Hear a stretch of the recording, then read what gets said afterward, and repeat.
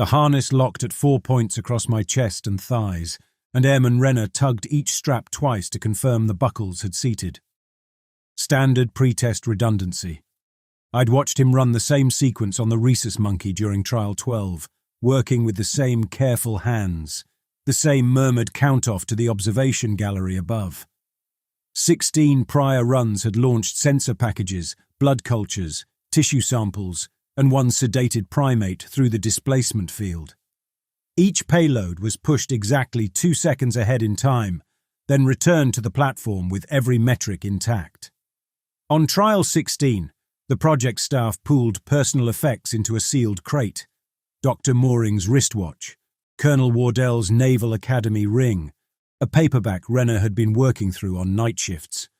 Everything came back undamaged, unmoved, unaltered at molecular resolution. Wardell's ring was still warm from his finger.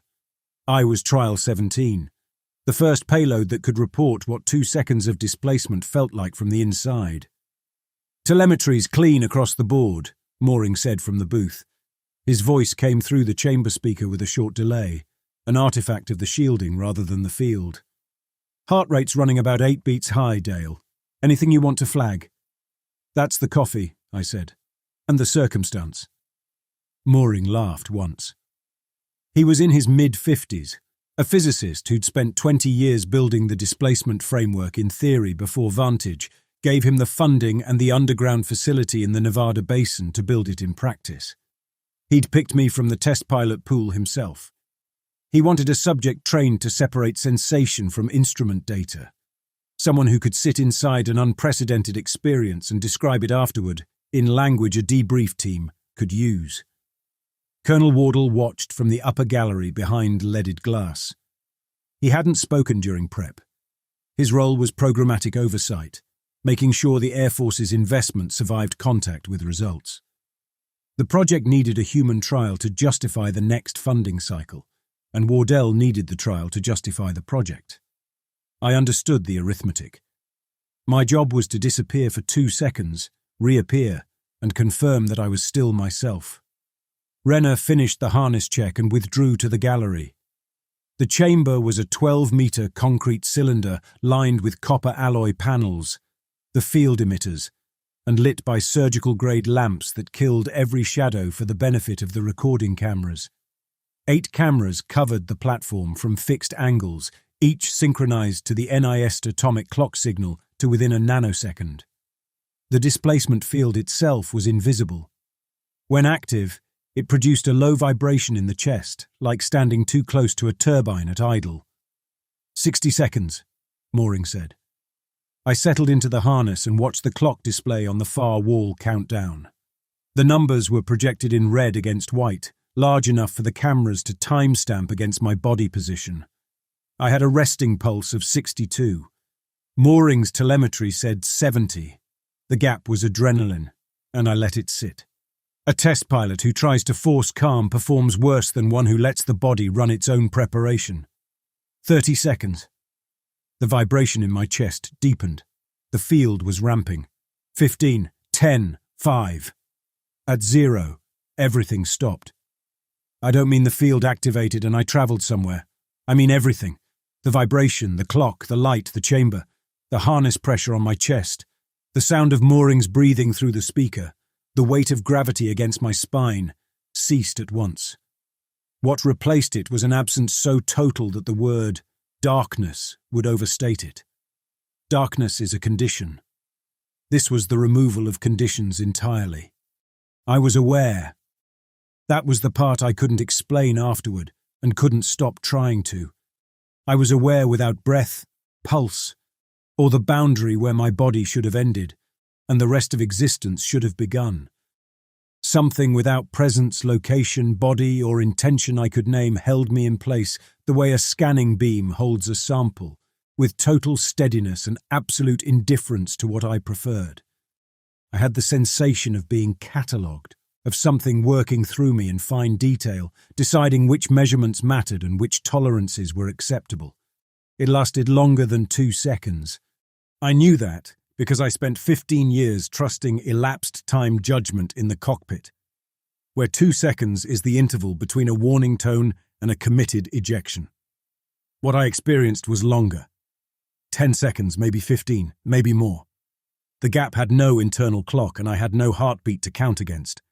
Then the chamber came back. Light, gravity, harness, clock, copper paneling, cameras, and the sound of Renner asking for voice confirmation. 17 is verbal, I said. My voice was thick. My mouth was dry. The clock on the far wall showed 2 seconds past the displacement mark. Mooring's telemetry would later confirm the same. 2.004 seconds of absence, measured from field activation to platform reacquisition. The medical team entered within 40 seconds. Blood draw, pupil check, cognitive screen, a set of cards with printed images I was supposed to identify and sequence. I identified and sequenced them. My hands were functional. My coordination was intact. Everything they could measure said I was the same man who'd sat down in the harness 3 minutes earlier. During the neurocheck, a technician named Aldis, young, crew-cut, responsible for the camera system, pulled Mooring aside and spoke to him. I couldn't hear the words, but I watched Mooring's face shift. He crossed to a monitoring station, pulled up a camera feed, and scrubbed through the footage twice. Then he called Wardell down from the gallery. They showed me the footage 20 minutes later, in the debrief room beside the chamber. High-speed playback from camera 3, mounted directly above the platform. At the displacement mark, the frame where I should have vanished, the footage showed a brief, impossible overlap. 2 instances of me occupying the same harness, slightly out of phase with each other, and with the clock projection on the far wall. The overlay lasted approximately 120 milliseconds. In that window I appeared to have returned to the platform before the displacement countdown reached 0. 2 of me, stacked in the same chair, separated by a temporal offset, the cameras could register, and the body could not. Frame sync artifact, Mooring said. The displacement field produces localized frame rate interference with CCD sensors. We logged minor imaging errors on trials 8 and 14 with the unmanned packages. The cameras picked up a temporal echo, your reacquisition signal bleeding backward through the field's collapse envelope. It's a sensor ghost. The atomic clocks are authoritative. I looked at the footage again. 2 of me, layered in the same body, staring from the same face at fractionally different angles.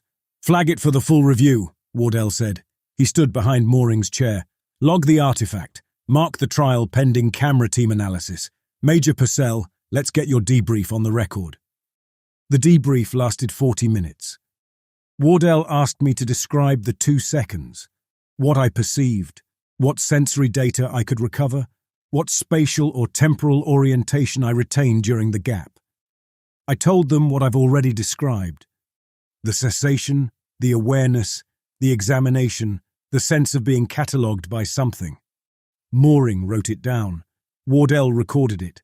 Neither man seemed disturbed by the content, only by the discrepancy between my subjective duration estimate and the measured 2 seconds. Perceptual dilation under novel sensory conditions, Mooring said. Consistent with what we'd expect from total environmental deprivation. The brain stretches perceived duration when incoming data drops to 0. Fighter pilots report the same phenomenon during high G blackout recovery. I knew what G-induced temporal distortion felt like. The displacement was different. But Mooring had a framework, and Wardell had a funding cycle. My account was going into a file that needed to land clean. I signed the debrief transcript. Wardell shook my hand. Good flight, Major. I collected my personal effects from the locker room and walked through the facility's ground-level corridor to the security vestibule, where visitors and authorized family waited during tests. Lynn stood behind the interior glass partition, reading something on her phone. She looked up when I came through the door, and she smiled. The smile was correct, her mouth pulled higher on the left than the right, the way her eyes narrowed before her cheeks caught up. She looked exactly right. Every piece of her was where it should be, weighted and worn and proportioned exactly as I expected. Something in that exactness, every detail landing where my memory predicted it would land, made my skin pull tight across the back of my neck, the way it does in the cockpit when the gauges are green and the airframe is shaking. Lynn drove us home.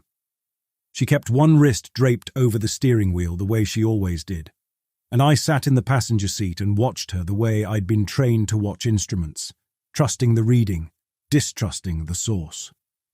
Our house was a 3-bedroom ranch on the north edge of town, 12 minutes from the facility's main gate.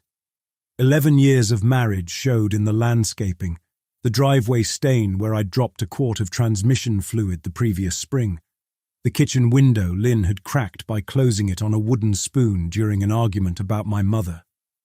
Ordinary domestic history encoded in damage. A house carries your years in everything you've broken, stained, worn through, nicked, patched, and decided to leave as it was.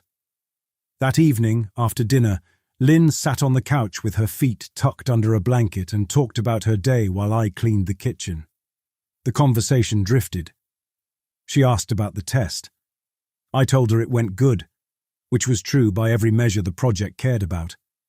She said she'd been nervous, and I believed her, because Lynn was always nervous before my test flights and always masked it behind logistics. Double-checking the emergency contact chain, calling her sister in Ohio the night before, asking about paperwork she'd already filed. Then she mentioned Edwards. "I was thinking about it today," she said, "while I was waiting for you. Do you remember that night at Edwards? Before everything, before we moved, when that storm came through, and we sat on the porch and talked about having kids?" I remembered. Summer, 8 years ago. Edwards Air Force Base, housing unit on the 2nd floor. A desert thunderstorm had swept through the basin, and we'd watched lightning crack across the dry lake from behind the windows. We'd talked about names, about whether we wanted 2 or 3, about the room we'd set up when the time came. The windows were open, Lynn said. She pulled the blanket tighter around her feet. I remember because the rain was blowing in, and neither of us cared. We just sat there and let it come inside. The windows had never been open. I knew that. Edwards base housing during that period operated under desert environment protocols: fixed seal thermal glazing, climate-controlled air circulation, dust filtration rated for the alkali particulates that blew off Rogers Dry Lake every afternoon. The windows were bolted to their frames. You couldn't force them with a pry bar. I had checked during our first week because Lynn wanted cross-ventilation, and I'd had to explain that the housing office would charge us for the damage and the energy efficiency loss. We had watched that storm through sealed glass. The lightning, the rain sheeting across the parking lot, the low thunder rolling across the basin floor, all of it witnessed from inside a closed unit with the air system running at standard circulation. Lynn remembered the rain blowing inside. She remembered sitting in it while we talked about children. I did not correct her. I stood at the kitchen sink and dried a plate and filed the error in the only system I trusted, the one that ran between my hands and my memory, below the threshold of anything a debrief form could capture. Later, past 2 in the morning, I lay beside Lynn and counted her breathing. The rhythm was steady. 1 cycle every 4 seconds, almost exactly. I counted 9 consecutive cycles at the same interval and told myself that real sleep varies. Respiratory rate drifts, catches, adjusts. 9 identical cycles might mean nothing. A statistical cluster inside normal variance. Or the thing producing her breathing was approximating sleep from data rather than performing it from a body that had spent 36 years learning how to rest. I got up.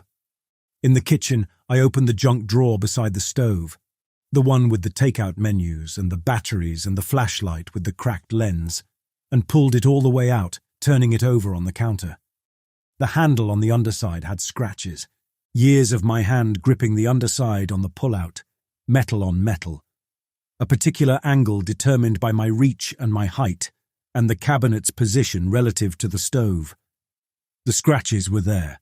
The right shape, the right distribution, the right depth.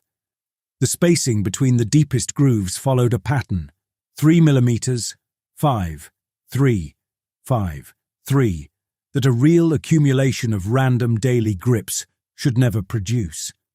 The regularity looked generated, modelled from the statistical average of how a drawer handle should wear, then rendered in metal that had never been gripped thousands of times by a specific hand. I put the drawer back. On the living room shelf sat the ceramic dish that had belonged to Lynn's mother. White glaze, blue floral pattern, a chip on the rim where Lynn's sister had knocked it off a counter at Thanksgiving 10 years before the old woman passed. The dish had been in Lynn's hands the day she miscarried. She'd been carrying it from the kitchen to the living room when the pain started, and she'd held onto it through the ambulance ride because nobody thought to take it from her. When I finally came home 3 days later, it was sitting on the hospital bedside table with a hairline crack along the base that Lynn said had always been there, and I knew had not. 3 days. I'd been locked inside a classified 72-hour flight evaluation at Groom Lake, while my wife bled out a pregnancy at 19 weeks, and her mother drove 6 hours from Reno to sit with her because her husband couldn't leave a concrete building in the desert. Operational security. The phrase covered everything and forgave nothing. Lynn told me she understood. She told me she forgave me. I believed her for about 2 years before I started recognizing all the ways the forgiveness was incomplete, present in her language and absent in her body. The way her route through the house bent around the hallway near the room we'd been setting up as a nursery. The way her hand changed when she picked up the ceramic dish, holding it a few degrees more carefully than the object required, as if protecting something the dish had been touching when it broke. The way her voice tightened, a specific, almost inaudible shift in the muscles above her larynx, whenever another couple mentioned a pregnancy in conversation. She said she was fine. Her body said the wound was still running a low current 6 years later, in channels she'd routed around so carefully that she could function over the top of them without knowing they were still active. I knew they were active because I'd been watching her for 11 years. A husband who pays attention builds a proprioceptive map of his wife the way a pilot builds a map of his aircraft. You feel the trim, the drag, the compensation, the places where the structure is working around a stress it hasn't resolved. I held the dish. The shape was right. The chip was in the right place. The crack was present along the base. The weight was wrong, a few grams, maybe less. The difference between an object my hands had memorized through a decade of casual handling and an object that matched every physical specification of the original while carrying the wrong density in the clay. I could have put it on a scale. I could have recorded mass to 3 decimal places, tested the glaze, measured the crack, compared the rim chip against every photograph we owned. It would have told me nothing. The original dish had no archived baseline except my hands. No record held its previous weight. No molecular fingerprint captured the thing as it had existed yesterday, or 6 years ago, or in the ambulance while Lynn refused to let go. Every instrument could only certify the dish in front of me. The discrepancy lived between present matter and embodied memory, and the only instrument sensitive enough to detect it was the same instrument that might have been damaged in the field. My palms knew this dish the way my palms knew the yoke of a T-38. And my palms said this thing in my hands was built to the same drawing but fired from different material. Over the next 4 days, I catalogued discrepancies. The steering wheel of my truck, a 12-year-old Ford I'd driven through 3 postings and a deployment. The leather grip was worn to the right contour, my thumbs, my palm angle, the pressure points of a left-handed driver who rested his right hand on the shift knob out of habit. The wear was visually correct. The leather's give under my thumbs was wrong. It compressed differently, as though the surface had been aged to match appearance without undergoing the molecular fatigue of actual use. Fresh material, treated to look spent. My dress uniform, hanging in the bedroom closet. The brass buttons had been polished. I always polished before storage. The polishing marks ran at 30 degrees off the angle my right hand naturally produces when working a cloth across a convex surface. I had polished those buttons 50 times. My forearm knew the stroke. Someone or something had polished them from a reference image rather than from the motion of my arm. A paperback on my nightstand, a history of the Berlin airlift I'd been working through for 3 weeks. It fell open to the correct dog-eared page, 217, but the fold was too crisp, a single crease. I dog-ear pages by folding them forward, reading, folding them back, refolding the next night. By the time I finish a book, every marked page has a softened, multi-creased corner from repeated handling. This fold had been made once, precisely, by something that understood the convention without practicing the habit.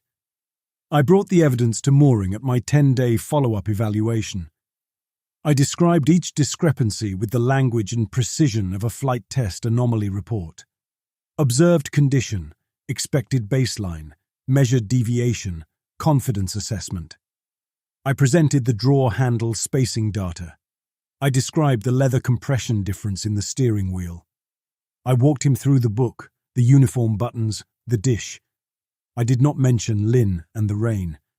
That detail I kept locked away from the institution entirely. If the world I'd come back to was a reconstruction, I had no way to know which parts of the reconstruction were monitoring my reports. Mooring ordered testing, full-spectrum retinal imaging to check for displacement-induced perceptual distortion. An MRI series focused on the temporal and parietal lobes. Blood work at molecular resolution. A cognitive battery, pattern recognition, spatial memory, deviation detection, and a proprioceptive calibration sequence designed to measure whether my body mapping was intact. I cooperated with all of it. If my perception was the fault, I wanted the data. The results came back clean. My body was my body, my brain was my brain. My perceptual acuity was elevated, scoring in the 99th percentile on deviation detection, which Mooring attributed to hypervigilance consistent with post-experimental stress. My pattern recognition thresholds had dropped. I was finding faults because I'd been tuned to find faults. The discrepancies you're identifying are real variations, Mooring said. He sat across from me in his office, the test results fanned on his desk like a poker hand he was confident about. 2 physical objects are never identical at sufficient magnification. Leather grain varies, metalware follows stochastic patterns. A page fold depends on humidity, finger oil, fiber alignment. What's changed is your detection threshold. The displacement may have induced a transient hypersensitivity to pattern deviation. Your brain is flagging normal micro-variation as anomalous because it spent 2 seconds in an environment where incoming data carried real structural significance. It was a good explanation, rational, testable, consistent with his data. It could not account for my wife remembering rain through windows that were bolted to their frames. I asked him about the memory discrepancy. I framed it carefully.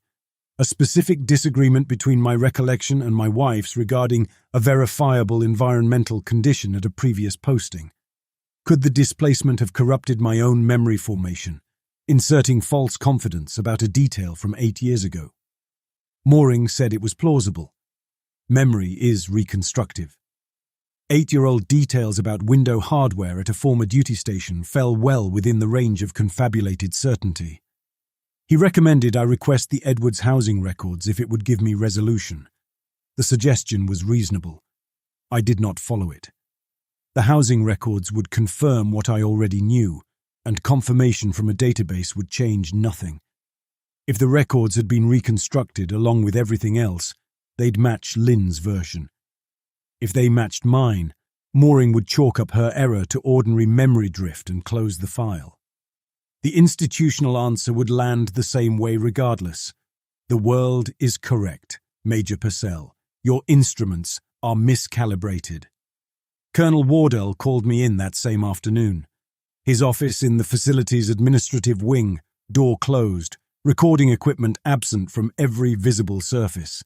He poured coffee from a steel carafe and placed both cups on coasters aligned with the grain of his desk. I watched the coasters because I had started watching everything. Wardell told me Vantage was proceeding on schedule. My trial data had been reviewed by the program's medical board and classified as nominal. The human trial milestone was complete, the documentation was clean, and the project would advance to a second subject within 90 days. A younger pilot from the Edwards pool, already selected, already cleared. Then he asked me, with the calibrated courtesy of a career officer who understands the weight of a question's shape, whether I had any concerns I wanted placed on the official record. The question was a door. I understood its engineering. If I walked through it, if I told Wardell that my house felt manufactured from a reference copy, that my wife's memory contained a physical impossibility, that the drawer handles and the dish and the leather and the book all carried the signature of objects assembled from data rather than accumulated through use, the project would flag me as psychologically compromised. My flight status would freeze. My clearance would enter review. Mooring's clean trial would become a contaminated one, and 17 months of funding justification would collapse around a test pilot who couldn't distinguish hypervigilance from a rebuilt world. Wardell knew all of this. He'd asked the question so I could hear the consequences before I answered. "No concerns for the record, sir," I said. He nodded. He drank his coffee. He thanked me for my service to the program with language I recognized from a dozen end-of-assignment evaluations. Warm, formulaic, and terminal. I drove home. Lynn was making dinner. She asked about the follow-up, and I told her the results were clean. She smiled and rested her palm against my forearm for 2 seconds, the gesture she made when something had worried her, and the worry had been briefly relieved. The pressure of her fingers was correct. The warmth was correct. The duration was correct. I stood beside the woman I had married 11 years ago and catalogued her touch like a flight test data point, cross-referencing the feel of her hand against a baseline that only existed inside a body every instrument in Nevada said was operating within normal parameters. 3 days after Mooring's follow-up, I was called back to the facility for a second evaluation. This one ordered through Air Force medical channels rather than through the project itself.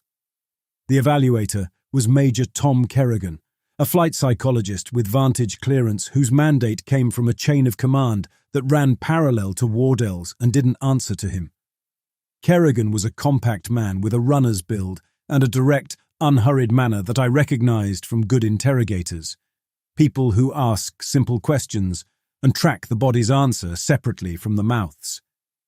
He sat across from me in a borrowed office on the medical floor and worked through a structured interview: sleep quality, appetite, startle response, concentration, relationship stability, substance use, intrusive thoughts, hypervigilance.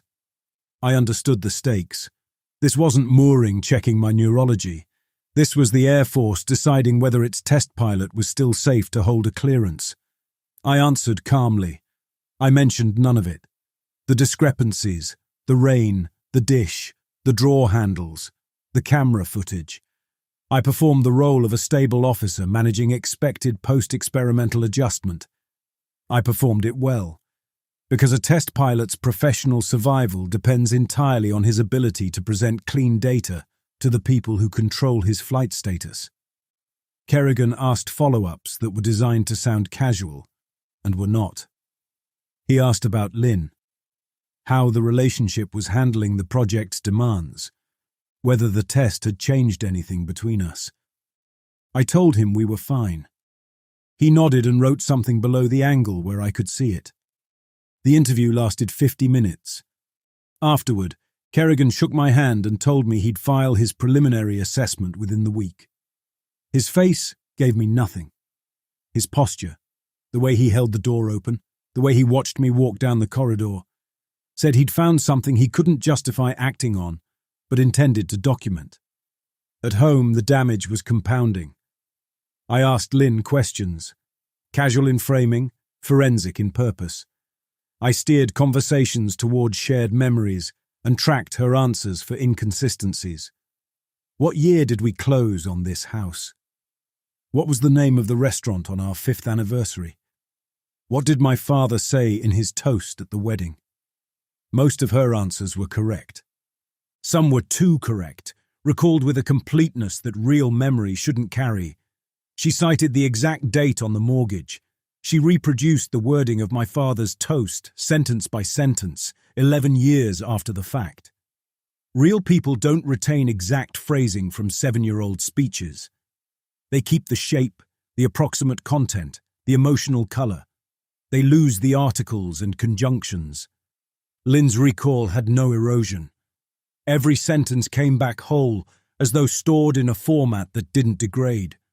Or she had a sharper memory than I was giving her credit for. Or she'd watched the wedding video recently enough that the toast was fresh. Or I was testing a woman I had married with an instrument, suspicion, that was calibrated to find failure, whether failure was present or not. Lynn caught on within days. She wasn't a fool. 11 years of marriage had given her the same diagnostic sensitivity to my behavior that I had to hers, and she could feel the purpose behind my questions, the way a pilot feels drag before the instruments confirm it. She confronted me on a Wednesday evening. I was in the garage examining the wear pattern on a set of socket wrenches when she came through the interior door and stood in the frame with her arms folded. "You've been interrogating me for a week, Dale." I set the wrench on the bench. "I'm just talking. You're running a checklist. You asked me 3 times what color the drapes were at Edwards. You asked what I was wearing the day we met. You stood in the kitchen last night timing how fast I unloaded the dishwasher. I watched you counting." She was right. The dishwasher sequence had taken her 4 minutes and 11 seconds, matching her normal pace within the variance I'd observed over several years. The data was clean. I had recorded it anyway. "Something happened during the test," she said. "Something you won't tell me. And whatever it is, you're pointing it at me. I need you to stop or tell me why." I looked at her standing in the garage doorway. The overhead fluorescent threw hard light across her face, and she looked tired, specifically visibly tired, in the way a woman looks when she's spent a week being studied by the man who is supposed to trust her more than anyone in the world. The fatigue was earned. I catalogued it because I couldn't stop. The habit itself was destroying the thing I was trying to verify. I told her I was having trouble adjusting after the test. I told her Mooring's evaluation had identified a perceptual sensitivity issue and that I was working through it. I did not tell her the truth. If she was real, the truth would sound insane, and the damage would be worse. If she was a reconstruction, the truth would give the reconstruction my methodology. She studied me. The fluorescent buzzed above us, a dry, constant 60 Hz drone that I'd heard 10,000 times in this garage, and that now sounded like a frequency generated from specification rather than produced by an aging ballast. "If you need help," she said, "I'm here, but you have to stop treating me like evidence." She went back inside. I stood in the garage with the socket wrench on the bench and the light buzzing overhead, and understood that I was running out of time. Kerrigan's evaluation would land within days. If it flagged anything actionable, the Air Force would reclassify me from a project asset to a managed risk, and managed risks get medication, reassignment, and monitoring instead of answers. Whatever test I was going to run, I needed to run it before the institution decided I was no longer competent to run anything. The plan came together over 2 days, assembled from the specific architecture of our marriage's deepest damage. The miscarriage, my absence, the 72 hours of operational security that kept me inside a classified facility while Lynn bled, and her mother drove from Reno to sit beside her. The forgiveness Lynn offered, and the forgiveness Lynn's body couldn't fully execute. The ceramic dish. The room at the end of the hallway that had been designated for a nursery and was now a home office with the door mostly closed and the crib frame disassembled in the garage attic. Never discarded, never mentioned. I knew the geography of that wound the way I knew the performance envelope of every aircraft I'd flown. I knew which rooms it occupied, which objects carried its charge, which subjects made Lynn's voice shift in ways she wasn't conscious of.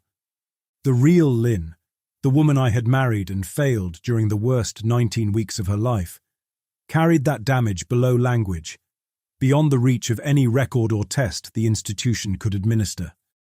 The forgiveness she'd given me was real in her speech and incomplete in her nervous system. I could see the incompleteness in the way she navigated the house, the way she handled certain objects, the way she routed herself through the hallway so her peripheral vision never caught the door to the room at the end. A copy built from available data would have the memory of the miscarriage and the memory of the forgiveness. It would reproduce both with accuracy. But could it reproduce the gap between them? The specific irrational texture of a place where the body disagreed with the words? That gap existed only in the accumulated weight of 6 years of carrying a wound that the carrier insisted was healed. It was proprioceptive, subverbal, encoded in muscle memory, postural habit, and the micro-timing of emotional responses that no database could capture because no database knew they were there. I was going to build a test condition and fly it. The methodology of my entire career applied to the woman who had married me. The test would be cruel enough that its results would be unrecoverable regardless of what they showed. I understood that. I understood it the way I understood ejection parameters. The math is correct, and the outcome is a broken vertebra or an open sky, and you pull the handle because the alternative is the ground. On a Saturday morning, while Lynn was at the grocery store, I went to work. The room at the end of the hallway had been Lynn's home office for 5 years. A desk, a filing cabinet, a shelf of medical billing references, a reading chair by the window. The space was functional and impersonal in the specific way rooms become impersonal when they've been stripped of their original purpose and reassigned to something that requires no emotional investment. The walls were still painted the pale yellow we'd chosen 8 years ago for a room that was going to hold a crib. I moved the desk to the far wall. I repositioned the reading chair to the corner where the crib had been planned, close enough that the geometry of the room shifted into an echo of what we'd intended.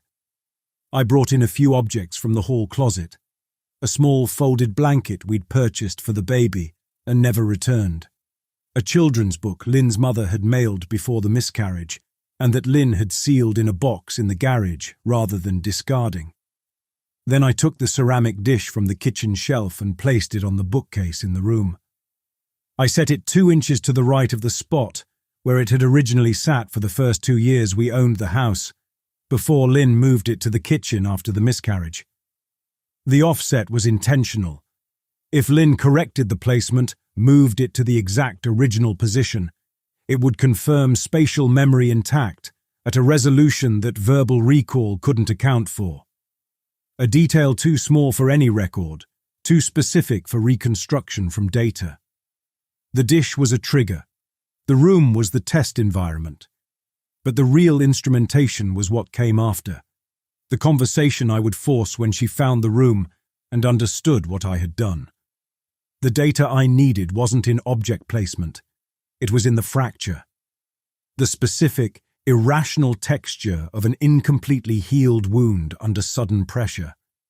I would press on the scar and watch whether it opened from inside, from 6 years of grief carried in the body, or from outside, from the accurate reproduction of symptoms modeled from information. Lynn came home at 11:30. I heard her bring the grocery bags through the side door and begin putting things away. I was in the living room. I waited. The pretext was simple. I had mentioned leaving an insurance folder in the office and asked her to grab it when she had a minute. She went down the hallway. Her footsteps stopped. For 5 or 6 seconds, I heard nothing from the room. Then I walked to the hallway and stood where I could see through the open doorway. Lynn was inside. She stood near the bookcase with her back to me, and her posture had changed. The casual way she carried through grocery runs and kitchen work was gone. Her weight had shifted forward. Her shoulders drew inward by a degree that a photograph wouldn't capture, but that I could interpret from 20 feet because I had spent 11 years learning the language her body spoke when her words went quiet. She was looking at the dish. She picked it up. Her fingers arranged around the rim in the grip I'd watched 1,000 times. Left thumb on the chip, right hand cradling the base. The hold of a woman who'd memorized the weight and balance of this object through years of carrying it between rooms. She held it for 4 or 5 seconds. Then she set it down on the shelf, 2 inches to the left of where I'd placed it, in the exact position where it had sat before she'd relocated it to the kitchen 6 years ago. She turned around. She saw me in the doorway. Her face carried an expression I had witnessed only during the worst passages of our marriage. "Tell me why," she said. "I needed to see something. You needed to see me walk in here and find my mother's dish beside a blanket we bought for a baby who died. That's what you needed." I didn't answer immediately. The clinical part of my brain was already recording. Her word choice, her cadence, the way she'd said a baby who died rather than using a softer phrase. The real Lynn would say it that way. She'd stopped using gentle language about the miscarriage years ago, after a grief counselor told her that direct speech was healthier than avoidance, and Lynn had taken the advice with the same practical determination she brought to everything. "Something changed during the test," I said. "Something I can't prove to Mooring or Wardell or anyone with a clearance badge. I needed to check whether..." "Whether what?" She stepped forward. The children's book sat on the chair behind her, its spine visible, its cover bleached by 5 years in a sealed box. "Whether I'd cry correctly? Whether I'd pick up the dish with the right hand? What were you measuring, Dale? Whether you remembered where the dish went." "Of course I remember where the dish went." Her voice broke on course, then steadied by force. "I remember every inch of this room. I remember where the crib was going. I remember what color we were going to paint the baseboards. I remember you wanted the changing table by the window because you said the morning sun would be better." She looked around the room slowly. The chair, the blanket, the book, the corner where the crib would have gone. I have been walking past this door for 6 years, remembering all of it every single time. Is that what you wanted to confirm? Her voice had shifted. I heard the change, a specific muscular tightening above her larynx that I had identified years ago as the frequency of the wound. The sound a voice makes when it's working against pressure from underneath, when the words are being forced past something the body would rather hold down. "You weren't here," she said. She said it simply, without accusation, which carried more weight than anger would have. "You were in a building in the desert for 3 days while I was in a hospital with my mother's dish in a plastic bag, and a doctor explaining what a D&C procedure involved. And when you finally came home, you looked at me like you were conducting an after-action review." Her eyes stayed on mine. "You had that same expression then. You're wearing it right now." I was. She was right. I was analyzing her grief for signal, and she could see me doing it. The fact that she could see me doing it was itself data I couldn't stop processing. "I told you I forgave you," she said. "And I did. I meant it when I said it, and I mean it now. But meaning it and being finished with it are 2 separate things, and you know that. Because you've been watching me walk around this room for 6 years, and you never once said a word about it." She sat down in the reading chair, the one I'd moved to the corner where the crib would have gone. She sat in it without acknowledging what the position meant, or acknowledged it, and sat down anyway because she was done performing anything for my benefit. "I've never moved the dish out of the kitchen," she said. Her words came slower now, spaced by effort. 6 years, and I've never put it in a cabinet, never put it in storage, never brought it back into this room. Because I don't want to think about why I was holding it when the pain started. I don't want to know why I wouldn't put it down. She pressed her hands together in her lap. My hands just wouldn't open, Dale. They wouldn't open. And by the time the paramedics took it from me, it had that crack in the base, and I told you the crack had always been there because I couldn't explain what actually happened to it. I stood in the doorway and received that sentence. The test had returned its result. She had neither failed nor passed. The test had failed.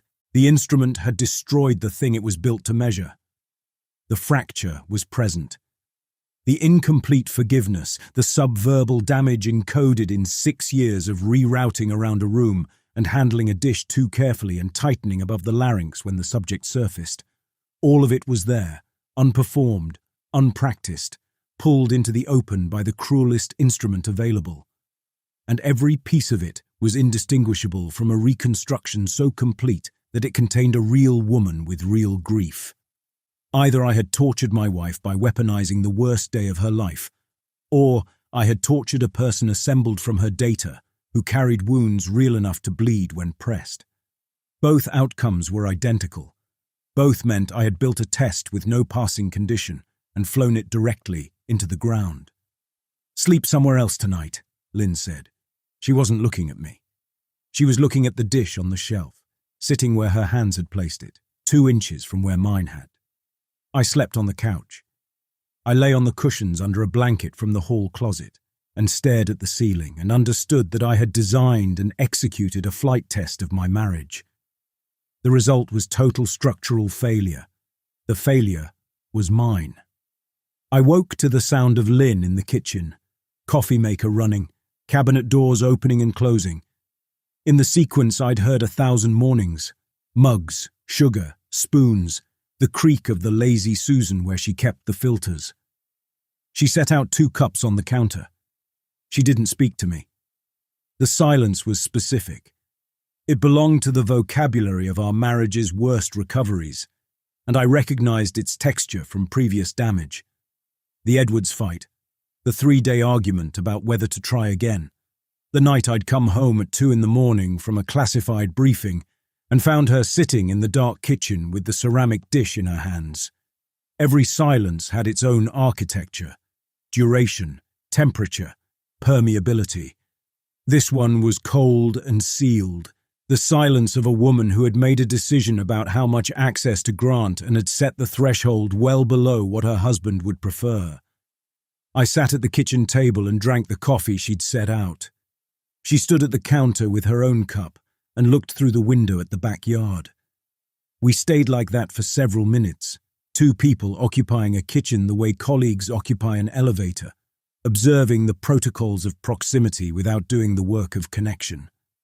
At 9:15, a car I didn't recognize turned into the driveway. Colonel Wardell stepped out in civilian clothes, khakis, a blue Oxford shirt, rank insignia stripped away, service vehicle exchanged for a rental sedan. The civilian dress made the visit unofficial, and the unofficial nature told me the information was sensitive enough that he didn't want it running through base documentation. Lynn opened the door. She was polite in the way she was always polite with my senior officers, revealing nothing about the household's internal weather to someone who belonged outside it. She offered coffee and excused herself to the back bedroom. The courtesy of her departure communicated to both Wardell and me exactly how much damage was present and how little of it she intended to share with the United States Air Force.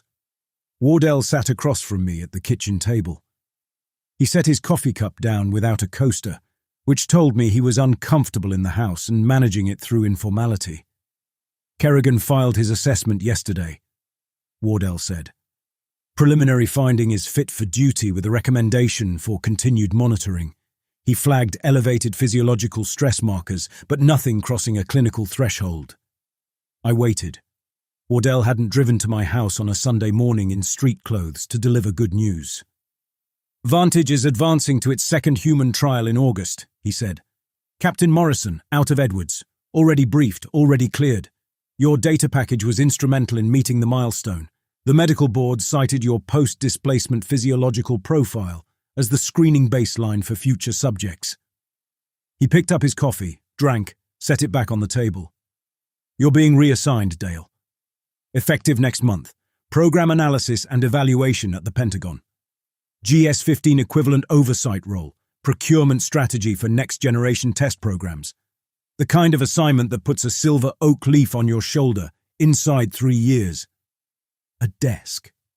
He was giving me a desk in Arlington, with a window and a title and a career path engineered to look like a promotion from the outside. The arithmetic was familiar. Every test program I'd worked on handled its problem personnel the same way. You don't punish the man, you remove the proximity between the man and the thing the program needs to protect.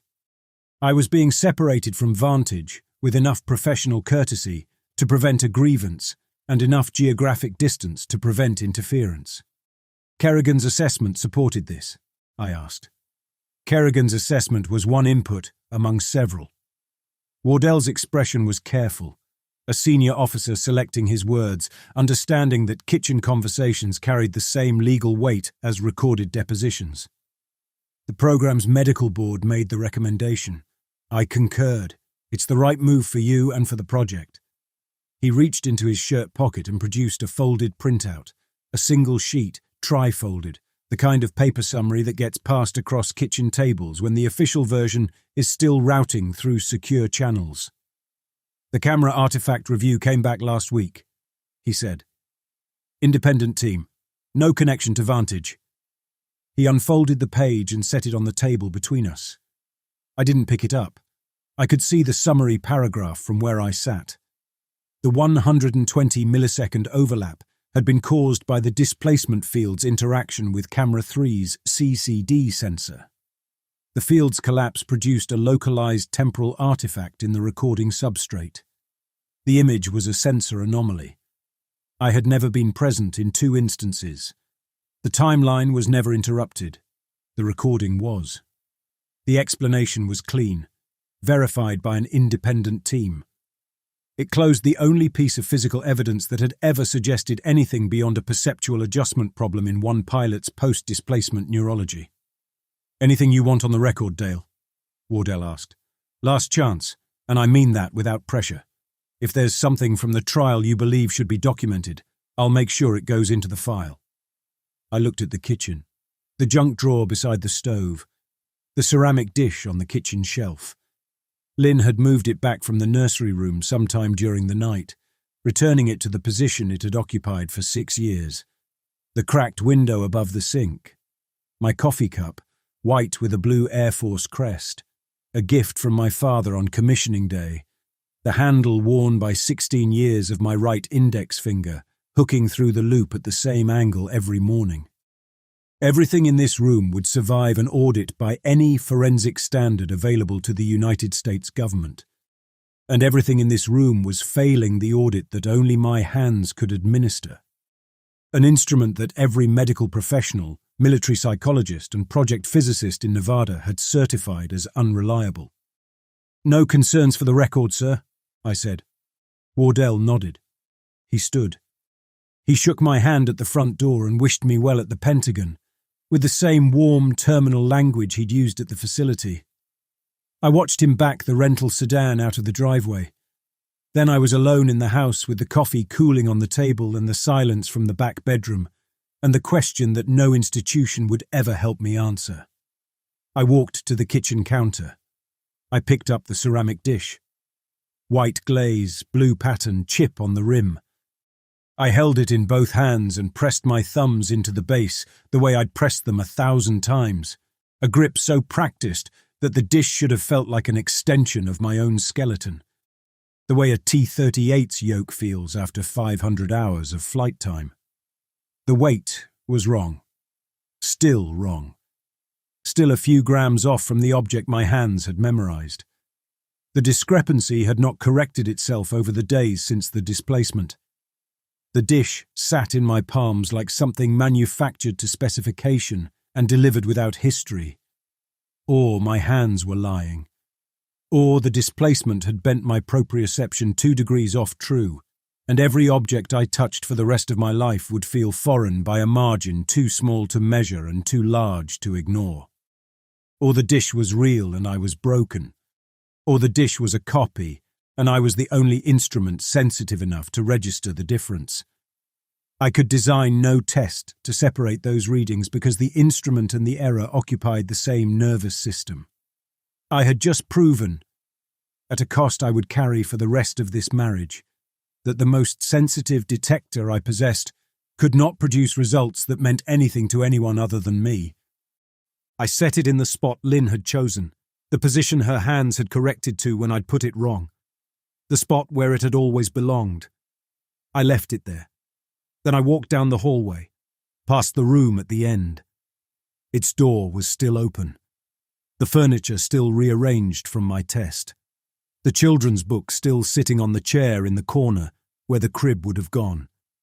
I continued to the back bedroom, where Lynn was sitting on the bed with a magazine open on her lap that she wasn't reading. I stood in the doorway. She looked up.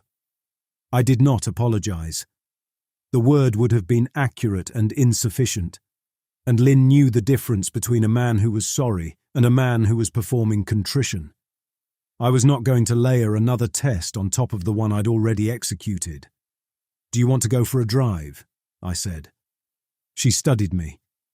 The look was one I'd witnessed before. Lynn calculating how much to extend toward a man who had recently proven he didn't deserve the extension, weighing what she wanted against what she was willing to spend on someone whose recent behavior had earned nothing. The calculation took 4 or 5 seconds. It was a real calculation, made by a real woman, or it was the product of a system so thorough in its reconstruction that the distinction had ceased to carry operational meaning. "Yeah," she said. "Okay." She closed the magazine. She stood. She walked past me through the doorway close enough that her shoulder pressed against my arm. The contact carried the right pressure and the right warmth and the same fractional wrongness I had found in the dish, in the drawer handle, in the leather, in every surface this world offered my hands. A wrongness too small to prove, too persistent to dismiss, too intimate to share with anyone who hadn't held the original. I drove north out of town with the windows down. Lynn sat beside me, one hand braced lightly against the open window frame. The road cut through basin scrubland toward the mountains. Morning sun laid long light across the desert floor. The truck's engine ran at the right pitch. The tires tracked at the right pressure. Everything measurable about this world confirmed what every instrument had already confirmed since the moment I reappeared on the platform in a concrete chamber in Nevada, with 2.004 seconds missing from the clock and a lifetime of evidence missing from my hands. Somewhere, maybe nowhere, maybe 2 seconds behind us on a causal thread that had been severed and could never be reconnected. The original house sat with the original dish on the original shelf, and the original woman held a wound in her body that no reconstruction could perfectly copy because its weight had been carried by specific hands for 6 years. Hands are the last instrument anyone trusts, and the first one to give a false reading when the man behind them is afraid. I held the steering wheel. Lynn sat beside me. The leather gave wrong under my thumbs, and I gripped it anyway, because it was the only wheel I had, and the road was the only road, and the woman beside me, real or rendered, original or approximate, was the only woman who had ever known how much of my own forgiveness was incomplete and had married me anyway. She was still here. She was still deciding.